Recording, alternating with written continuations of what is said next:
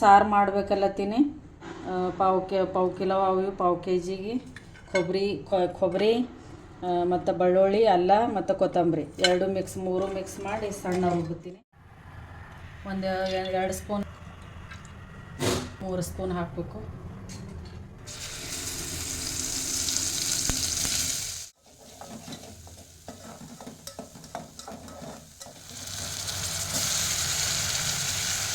ಅರಿಶಿನ ಹಾಕಬೇಕು, ಗರಂ ಮಸಾಲ ಹಾಕಬೇಕು, ಸ್ವಲ್ಪ ಉಪ್ಪು ಹಾಕಬೇಕು, ರುಚಿಗೆ ಎಷ್ಟು ತಕ್ಕಷ್ಟು ಉಪ್ಪು ಹಾಕಬೇಕು. ಅರ್ದಿನಿಗೆ ಒಂದು ಟಮಾಟೊ ಹಾಕಬೇಕು. ಹಾಕಿ 1 ನಿಮಿಷ ಚೆಂದಾಗಿ ತಿರುಗಬೇಕು. ಸ್ಮೆಲ್ ಮಸ್ತ್ ಬರ್ಲತ್ತದಲ್ಲ.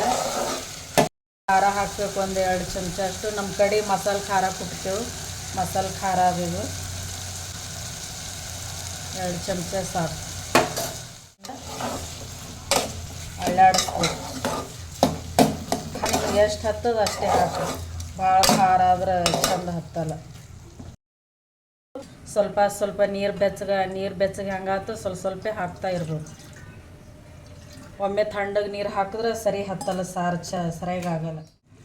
ಈ ನೀರು ಹಾಕಮ್ಮಿ ಕಾಯ್ದವ ಚಂದ ಸ್ವಲ್ಪ ತಿರುವಮ್ಮ.